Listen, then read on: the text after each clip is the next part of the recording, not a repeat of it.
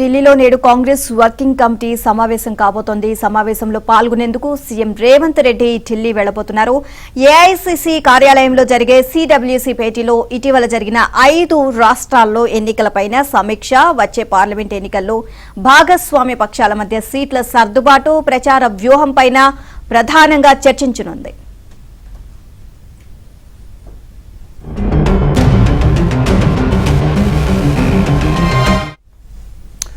5 రాష్ట్రాల్లో అసెంబ్లీ ఎన్నికలు జరగగా తెలంగాణలో మాత్రమే కాంగ్రెస్ ఘన విజయం సాధించింది. దీంతో సహజంగానే సిడబ్ల్యూసీ సమావేశంలో సీఎం రేవంత్ రెడ్డి ప్రధాన ఆకర్షణగా నిలవనున్నారు. లోక్సభ ఎన్నికల్లో భాగస్వామ్య పక్షాల మధ్య సీట్ల సర్దుబాటుకు సంబంధించి చర్చ జరగనున్న నేపథ్యంలో తెలంగాణలోని 17 స్థానాల్లోనూ కాంగ్రెస్ పార్టీనే పోటీ చేస్తుందా, లేక ఇండియా కూటమిలో ఉన్న వామపక్షాలకు ఏమైనా సీట్లు కేటాయించాల్సి వస్తుందా అన్న దానిపైన కొంతమేరకు స్పష్టత వచ్చే అవకాశం ఉన్నట్లు చెబుతున్నారు.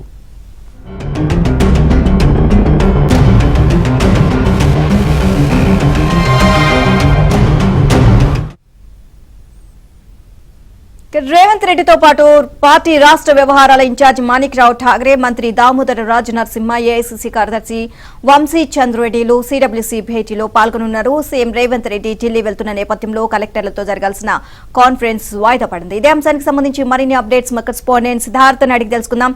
సిద్ధార్థ్, సిడబ్ల్యూసీ సమావేశానికి సంబంధించి రేవంత్ రెడ్డి ఢిల్లీ వెళ్లబోతున్నట్లుగా తెలుస్తోంది. అప్డేట్స్ ఏంటి?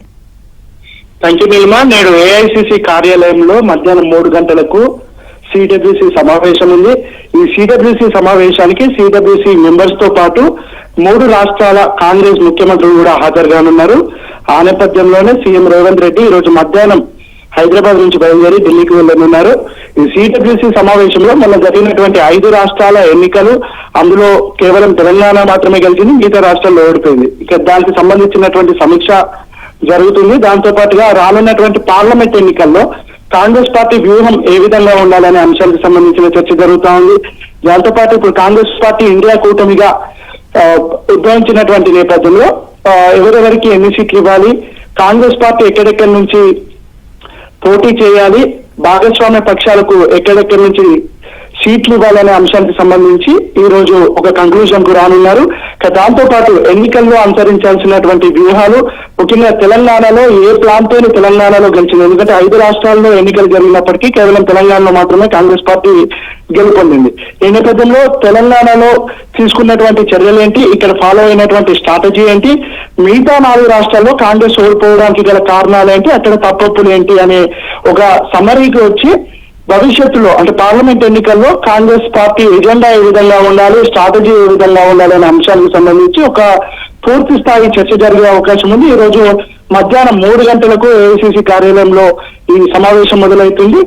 రాత్రి వరకు కొనసాగే అవకాశం ఉంది. ఈ నేపథ్యంలోనే సీఎం రేవంత్ రెడ్డి ఢిల్లీకి వెళ్లనున్నారు. ఆ నేపథ్యంలోనే ఈ రోజు జరగాల్సినటువంటి కలెక్టర్లతో వీడియో కాన్ఫరెన్స్ ఉండింది, దాన్ని కూడా క్యాన్సిల్ చేశారు.